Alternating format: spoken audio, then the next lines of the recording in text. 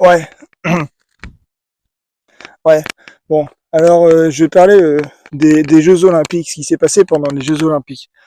Alors pendant les Jeux Olympiques, alors c'était un spectacle absolument grotesque. Il y a eu la cérémonie d'ouverture des Jeux Olympiques, donc il était un spectacle grotesque, fait par un homme, donc voilà, ça explique beaucoup de choses. Bon, pendant la cérémonie d'ouverture des Jeux Olympiques, à un moment, alors c'était une cérémonie dédiée aux femmes, dédiée aux femmes. On est allé chercher, voilà, on a cherché à faire des femmes, des figures de grande autorité. Bon, et pendant un moment, il y a eu l'émergence voilà, de statues dorées, de statues dorées de femmes. Alors c'est des statues, franchement, qui sont pas très belles, qui prennent en plus des poses extrêmement autoritaires et masculines. Euh, Bon, alors ils sont allés chercher voilà des figures féminines dans l'histoire. Je sais plus, il y avait Olympe de Gouges, je sais plus, il y avait Simone Veil, je crois. Je sais pas, Marie Curie. Je sais plus. Bon, et alors ils sont allés chercher voilà des figures féminines de l'histoire. On dit voilà avec le message que voilà l'histoire efface les femmes. Alors il y a plein de femmes qui ont participé à l'histoire, mais l'histoire efface les femmes. Alors effectivement, bon. Alors je ne sais pas si l'histoire efface les femmes, mais c'est vrai qu'il n'y a pas beaucoup de femmes dans l'histoire. Mais comment ça se fait qu'il n'y a pas beaucoup de femmes dans l'histoire? Parce que l'histoire, c'est quoi? L'histoire, ça raconte des mecs qui font ce qu'ils veulent. Des mecs qui font ce qu'ils veulent et des femmes qui subissent la loi des mecs. Voilà, c'est ça l'histoire en fait. Ça montre que voilà, les hommes sont des cons. Vous voyez. Donc pourquoi aller chercher des femmes et les intégrer à un narratif historique? Parce que l'histoire, c'est quoi? C'est le réflexe du nomos. C'est aller chercher dans le passé de l'autorité. C'est quelque chose qui est très masculin. Très masculin. Aller chercher, voilà, dans le passé, une légitimité politique, une autorité. C'est les hommes hein, qui cherchent, si vous voulez, à maintenir leur autorité dans l'histoire. C'est les hommes qui se posent la question, qu'est-ce que je vais laisser derrière moi? C'est une question qui est très masculine. Les femmes ne se posent pas ce genre de questions. Les femmes, elles se disent comment je peux faire pour bien vivre ma vie actuelle, vous voyez, ma vie actuelle. Les hommes, eux, ils veulent établir des statuts d'eux-mêmes, ouais, pour que même après leur mort, leur autorité continue. Vous voyez. Bon, c'est ça les hommes, hein, c'est ça les hommes. Et voilà, et l'homme qui a décidé de faire ces statuts de femmes, bon, il a utilisé un paradigme masculin, il a enchaîné des femmes à un paradigme masculin. Hein. Il a fait ça. C'est voilà, regardez, ces femmes, elles vont après leur mort, elles sont une autorité, comme les hommes. Donc les petites filles doivent regarder ces statuts et obéir. Oui. C'est ça. En plus, est-ce qu'il a demandé leur consentement à ces femmes de vouloir être représentées dans des statuts comme ça, dorés absolument ridicules? Est-ce qu'il a demandé leur consentement? Je ne pense pas, étant donné que ces femmes je pense qu'elles sont toutes décédées. Vous voyez? Oui, bon, c'est un problème. C'est un problème. C'est intérêt des femmes à un paradigme du nomos. C'est-à-dire que de l'autorité, de l'obsession de la règle, de l'obéissance à la règle masculine. Vous voyez? Donc c'est très masculin ce qu'il a fait. C'est très masculin ce qu'il a fait. Il a voulu rendre hommage aux femmes, mais c'est quelque chose de très maladroit parce que en fait voilà, il en a fait des hommes. Hein. Il en a fait des hommes. Vous voyez? Il les a intégrés à une logique masculine néfaste. Néfaste, parce que voilà, comme les hommes sont obstinés, n'aiment pas changer d'avis, même après leur mort, ils continuent à appliquer leur volonté sur le monde, ce qui donne une planète détruite. Détruite. Vous voyez? Le nomos masculin, c'est ce qui pousse l'humanité à performer de plus en plus loin, jusqu'à ce que la planète crève. C'est ça. Hein.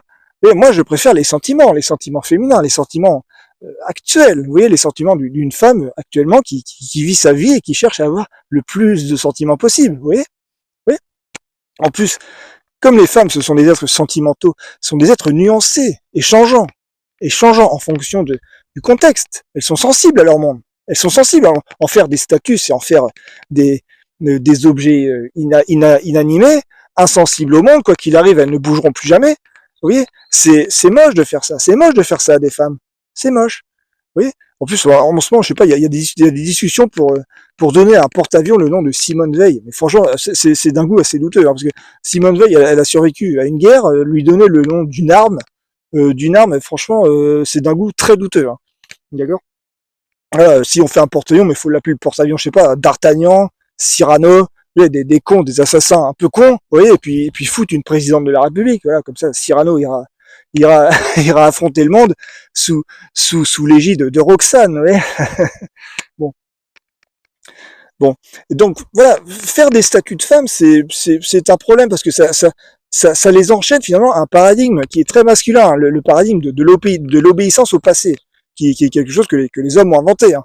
Ok, voilà, pour asseoir leur autorité sur le monde. Ouais, c'est pas, c'est pas en concurrençant les hommes là-dedans que les femmes vont s'émanciper. C'est pas comme ça. Hein. Je veux dire, faut mieux que les femmes soient elles-mêmes, c'est-à-dire que soient des êtres sentimentaux. Et c'est par leurs sentiments qu'elles arriveront à sauver le monde, à arrêter les hommes de faire leurs conneries, oui, de s'obstiner dans leur autorité, dans l'obéissance au passé, oui, et qui fait qu'on continue à performer jusqu'à ce que la planète crève. Oui. Donc c'est pas. Bon, pourquoi je dis ça?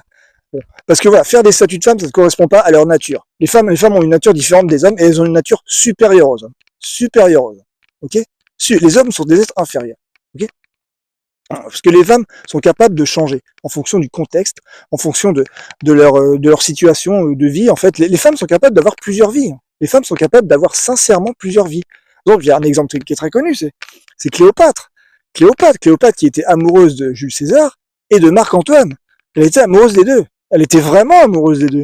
C'est-à-dire quand elle était avec Jules César, elle était folle amoureuse de lui, elle n'était qu'à lui. Et quand elle était avec Marc-Antoine, elle était folle amoureuse de lui, elle n'était amoureuse que de lui. Vous voyez? Et ça a donné un film avec Liz Taylor, vous voyez? Elle était sincèrement amoureuse. Sincèrement, mais elle était changeante. Elle changeait en fonction de la situation. Vous voyez, les femmes, elles sont comme ça. Elles ont le sentiment qui est changeant. Les hommes n'acceptent pas ça. Vous voyez? Les hommes, voilà, quand une femme change d'avis, bon, les hommes ne comprennent pas ça. Ils disent, elle sait pas ce qu'elle veut, elle est inconsistante, elle n'est pas fiable. Non, elle est sage et elle s'écoute. Elle s'écoute et elle est sensible à son monde. Au lieu de vouloir détruire le monde, elle s'y adapte. Elle s'y adapte. Vous voyez? Elle se met dedans. Elle vit dedans. Elle correspond au monde. Les femmes sont des êtres, voilà, qui sont en harmonie avec le monde. Les hommes, eux, cherchent à le détruire tout le temps. Et c'est ce qui se passe. Aujourd'hui, l'humanité est beaucoup trop masculine, ce qui fait que la destruction du monde est beaucoup trop rapide. Vous voyez? Parce que voilà, les hommes sont considérés comme supérieurs aux femmes, et les femmes doivent s'aligner sur un paradigme masculin. Bon, alors qu'elles sont changeantes les femmes. Et ça donne un monde où les femmes deviennent folles, parce qu'elles ne peuvent pas changer. Elles n'ont pas le droit de changer. Et notre mode de vie n'accepte pas le changement. Oui, quand tu as un boulot, bah tu le gardes. Hein. Quand tu as une situation professionnelle, financière, bah t'es obligé de te maintenir. T'es obligé de te maintenir, sinon tu te mets dans la merde. Oui, alors que les femmes ont le sentiment qui est changeant, qui est nuancé, en fonction de ce qu'elles ressentent, en fonction, je sais pas, de n'importe quoi, de la date, de l'alignement des planètes, de la pression atmosphérique, voilà. Elles changent. Elles sont changeantes. Bon. Pourquoi je vous dis ça? Bon. Parce que les hommes ont inventé plein de trucs pour établir l'idée que les individus sont définitifs. Par exemple, la justice. C'est quoi la justice? La justice, ça consiste à juger quelqu'un sur un acte qu'il a fait par le passé. Ouais. Et il arrive parfois que la justice mette beaucoup de temps avant de juger quelqu'un. Beaucoup de temps. Beaucoup de temps. D'accord? Ok? Bon. Alors quand c'est un homme qui est jugé, bon, bah voilà, t'as fait une connerie, d'accord? T'es là, on va te juger. D'accord? Mais quand c'est une femme qui est jugée, et en principe, si vous voyez, les procès des hommes et des femmes, ça se déroule pas de la même manière. C'est différent. C'est très différent. Et quand vous regardez, vous savez, dans les médias, quand vous regardez comment se déroulent les procès, en principe, les procès des femmes, ça se passe comme ça. J'ai amené une chaise.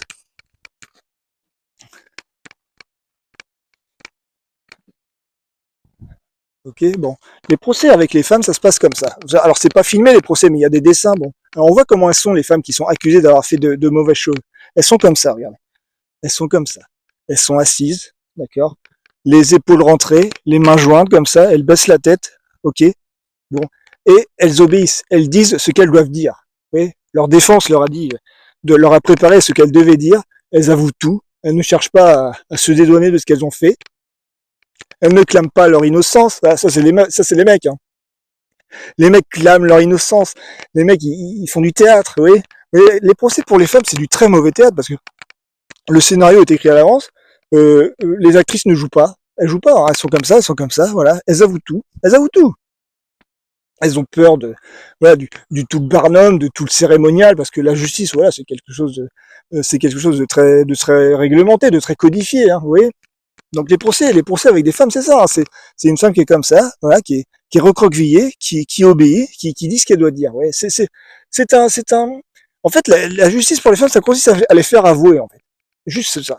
Les faire avouer tout ce qu'elles ont fait. Ouais. Dans tous les détails, voilà. Bon, et ça, c'est depuis toujours. Hein. Depuis toujours, on fait avouer les femmes d'être des sorcières, d'être des folles, d'être des tueuses d'enfants. Enfin bon, voilà, tout ça. Hein, bon. Depuis toujours, la justice pour les femmes consiste juste à les faire avouer. À les faire, elles avouent, elles avouent. Les femmes ne clament pas leur innocence. Les femmes ne crient jamais à l'injustice. Voilà, voilà, elles ne crient jamais à un procès qui s'est mal terminé. Elles ne crient jamais à l'injustice. Elles acceptent, elles obéissent, elles obéissent.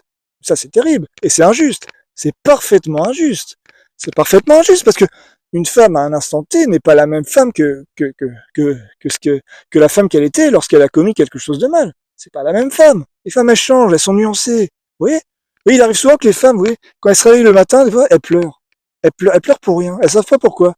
Combien de fois j'ai entendu, moi, des femmes me dire, je sais pas ce que j'ai aujourd'hui, je suis pas bien. Vous voyez? Je sais pas ce que j'ai jamais entendu un mec dire ça. Hein. Les mecs, ils en ont rien à foutre, ils sont insensibles ils sont insensibles, ils ne sont pas sensibles à quoi que ce soit. Vous voyez? Les mecs, ils sont définitifs, hein. C'est des sentinelles, c'est des tours. Ok? Bon, les femmes, elles sont sensibles. Comment se fait-il que la justice s'applique sur les femmes? Comment ça se fait alors que le jour du procès, mais c'est pas la même personne. En plus, bien souvent, mais quand vous voyez les crimes horribles que commettent les femmes, c'est des pétages de câbles. C'est des pétages de câbles. Les femmes commettent plus d'infanticides que les hommes. Mais quand vous voyez comment elles font des infanticides, mais souvent c'est des pétages de câbles. Souvent, voilà, les femmes il y a beaucoup de femmes qui tuent leur bébé et qui le mettent dans le congélateur. Mais d'où c'est quelque chose de rationnel de faire ça? Mais comment est-ce qu'on peut juger un acte comme ça? Un mec qui tue un gosse, mais il va le planquer pour pas se faire choper. Vous voyez? Il va faire ça. Vous voyez, Nordal Lelandais, il a tué une gamine, mais il est allé la planquer, il savait parfaitement ce qu'il faisait. Hein. Il est allé la planquer pour pas se faire choper derrière. Vous voyez? Les femmes, quand elles font ça, mais elles savent pas ce qu'elles font. Et puis immédiatement, elles vont regretter. Elles vont dire, mais merde, le bébé, je vais le mettre dans le congélateur parce que on sait jamais, peut-être qu'un jour, je pourrais le réveiller. Vous voyez? C'est complètement irrationnel. Quand une femme fait une saloperie, mais c'est un acte irrationnel. Comment est-ce qu'on peut juger ça? Et immédiatement, mais elles vont regretter. Elles vont s'enfoncer dans la folie. Elles vont mourir de chagrin. Ça arrive souvent. Hein. Vous voyez? Donc pendant les procès, elles sont sages, elles sont comme ça. Voilà, et puis elles avouent tout. Elles avouent tout. C'est une très mauvaise pièce de théâtre. Hein. Le scénario est écrit à l'avance. Il se passe rien. Alors que les mecs, c'est pas pareil. Les mecs, c'est pas pareil. Les mecs, ils jouent. Ils jouent. Les procès des hommes, c'est une dernière danse du pan. C'est une dernière chance de faire la danse du pan avant d'aller en tôle. Hein. C'est ça. Hein. Voilà. Il y a pas longtemps, il y a une femme qui a été condamnée à 25 ans de prison parce qu'elle a mis du desktop dans le biberon d'un bébé. Elle travaillait dans une crèche. Elle a mis du desktop dans le biberon d'un bébé. Mais à quel moment ce geste est un geste rationnel? Genre, elle a pété un câble. Elle a pété un câble. Elle a pris 25 ans de tôle parce qu'elle a pété un câble. Parce que certainement, voilà, c'est une femme. Donc, elle est sensible à son monde. Elle est sensible à son milieu, contrairement aux hommes qui, eux, sont parfaitement insensibles. Donc, quand ils font une saloperie, ils le font en tout état de conscience. Oui, ils sont insensibles, les hommes. Ils en ont rien à foutre. Ils font plier le monde depuis 20 000 ans. Les femmes, elles le subissent, le monde, depuis 20 ans. Elles le subissent. Et le jour où elles pètent un câble à force de le subir, boum, procès prison. Mais c'est quoi ça? Genre, à quel moment c'est rationnel de foutre du desktop dans le bureau d'un bébé? Elle a pété un câble, elle devait sûrement bosser dans un milieu infernal, elle devait s'occuper, je sais pas, de dizaines de gosses en même temps, elle a pété un câble. Ouais. Et puis, genre, à quel moment elle a planifié ça, quoi? À quel moment tu planifies le fait de mettre du desktop dans le bureau d'un bébé? Alors, c'est terrible ce qu'elle a fait. C'est terrible ce qu'elle a fait. Et probablement qu'elle en mourra de chagrin. Elle deviendra folle après avoir fait ça. Mais à quoi ça sert de la foutre en tôle? Mais c'est absurde. C'est absurde. Genre, une femme n'a rien à faire dans un tribunal. Genre, le tribunal, c'est le domaine de la loi, du nomos. C'est l'obéissance à des textes absolument dégueulasses. Il y a des gens qui trouvent les textes de loi beaux. Non, c'est dégueulasse. Il y a pas de sentiment. Il y a pas un alexandrin. J'ai bien lu le code civil, hein, le code pénal. Il y a rien. Il y a rien. Il y a pas un sentiment. Il y a pas un alexandrin. Il y a que dalle. Il y a rien de féminin là-dedans. Qu'est-ce qu'une femme, mais fou dans un tribunal? Mais pourquoi? En plus, les tribunaux, mais c'est complètement ridicule. C'est toujours des pièces de théâtre médiocres. C'est naze, c'est obéissant. Il y a aucun sentiment. C'est du nomos. C'est nul. Mais c'est nul. Qu'est-ce qu'une femme fout là-dedans? Genre, les tribunaux ne méritent pas d'avoir des femmes à l'intérieur. Hein. Ouais. Oui, donc, voilà, c'est cette espèce d'obsession de l'obéissance à l'arrêt qui est quelque chose de très masculin, et dont les hommes ne parviennent pas à se débarrasser. Et ils enchaînent les femmes à ça. Ils enchaînent les femmes à ça, mais ça suffit. Mais est-ce que vous leur avez demandé leur avis, leur consentement avant de les enchaîner à ça? Non, non. Oui. Alors que les procès des hommes, voilà, c'est toujours très folklorique, hein, oui, vous avez toujours des défenses, souvent, parfois, même souvent, vous avez des défenses un petit peu folkloriques, alors c'est ce que j'ai fait, moi, quand j'ai pris du ferme, d'accord, j'ai essayé de me défendre le mieux possible, je dis, mais enfin, mais madame la juge, mais vous ne pouvez pas me condamner, mais, et les droits de l'homme, et la Convention de Genève, et mes 3 jokers, ah, mais voyez, vous pouvez y aller, hein, vous pouvez y aller, parce que voilà, j'ai été condamné pour vraiment, ma condamnation est injuste, c'est un génocide culturel. Hein. Mais on m'accuse de vol. On m'accuse, pourquoi? Parce que je suis un manouche. Mais attendez, c'est un génocide culturel. Enfin, je ne vole pas. Je ne vole pas. Non, j'aime les gens. J'aime les gens. Donc j'aime leur prendre un souvenir, oui. Ah, garder un souvenir des gens, oui. C'est pas du vol. Mais m'accuser de vol, c'est un génocide culturel, enfin. Oui. Alors ça ne fonctionne pas, hein. J'ai pris du ferme, d'accord. Mon avocat a dit de pas dire ça, mais mon avocat c'est un con. Peut-être que si mon avocat ça n'a pas été un con, j'aurais écouté. Vous voyez, déjà. Bon. Oui, et puis en plus, voilà. Bon, j'ai le tout pour tout, mais madame la juge, mais enfin, mais vous condamnez un futur repenti. Enfin, moi, mes livres préférés, c'est le roman de Renard et Les Misérables. Enfin, je suis éternellement un futur repenti. Vous voyez, demain, je serai repenti. Demain, mais je suis un Jean Valjean, moi. Demain, bon, effectivement, aujourd'hui, bon, demain, ça sera aujourd'hui, et demain sera demain. Bon, mais qu'est-ce que c'est ma faute si demain me fuit? Qu'est-ce que c'est ma faute si les lendemains sont fuyants, madame la juge? Ça marche pas. Ça marche pas, j'ai pris du ferme quand même. Alors là, je joue une autre carte, voilà, parce que Pascal Pro, il arrête pas de dire que la justice, c'est de gauche. Bah, tu dis que t'es de gauche. Alors, je dis, mais madame la juge, enfin, je suis un lecteur assidu de Émile Zola, de Michel Foucault, de Pierre Bourdieu. Enfin, c'est pas de ma faute, j'ai plein d'enfoirés dans mon arbre généalogique. C'est pas de ma faute. Enfin, non, ça marche pas. Ça marche pas. Pascal Pro, il dit des conneries. Hein. Tu dis que t'es de gauche devant la juge, elle en a rien à foutre, tu prends du ferme. Allez, voilà. Mais il est marrant, il va me rembourser, il faudrait qu'il me rembourse. Hein. Parce que là, ça coûte, hein. Donc voilà quoi. Quand t'es un mec que t'es devant la justice, mais tu fais la danse du pan, mais c'est marrant quoi. Tu fais le con. T'essaies de faire plier le monde, d'accord, parce que c'est ce que c'est ce que font les mecs depuis 20 000 ans. Essayer de faire plier le monde. Les femmes, elles le subissent le monde. Donc quand elles sont en procès, voilà, elles sont comme ça. Elles subissent la situation, elles disent rien, elles obéissent, d'accord. Et il se passe rien. Il se passe rien. Elles avouent. On leur fait avouer. On leur fait avouer comme les procès en sorcellerie. Voilà, et ça vous dérange pas ça? Moi, ça me dérange. Hein. Ça me dérange, c'est pas normal, c'est injuste. C'est injuste. Les femmes n'ont rien à faire dans un tribunal. Dire, voilà, une femme fait un truc, eh bien, le jour de son procès, elle n'est plus la même personne. Elle n'est plus la même personne. Voilà. D'ailleurs, c'est très décevant. On se dit, on s'attend de voir une tueuse, une femme qui a fait quelque chose d'horrible, ça doit être une sorcière terrible. Non, à chaque fois, c'est comme ça. Elles sont comme ça, elles sont calmes. Comme ça, elles regardent devant elles, les mains jointes, comme ça, les épaules recroquevillées, et elles obéissent. Elles disent ce qu'elles doivent dire, voilà, pour s'excuser auprès des victimes, voilà, pour avouer tout, voilà. Mais il se passe rien pendant les procès pour femmes. Ça ne sert strictement à rien. Ça ne sert à rien. Les femmes ne devraient jamais être condamnées à de la prison. Elles devraient être condamnées, je sais pas, à des soins psychiatriques, parce que une femme qui fait un truc terrible, bah, c'est parce qu'elle subit le monde, c'est parce que voilà, elle est allée à l'encontre de sa nature. Elles sont là pour embellir le monde. Elles ne sont là que pour ça. Et surtout, elles sont là pour désobéir. Pour désobéir, hein. Faire obéir une femme, c'est terrible. C'est terrible, faire obéir une femme, c'est accélérer la destruction du monde. C'est l'obéissance à nous-mêmes qui fait que nous détruisons le monde. L'obéissance à ce que nous sommes, c'est des estomacs sur pattes, des asticots, des êtres intéressés. C'est ce qui fait que nous détruisons le monde de plus en plus rapidement.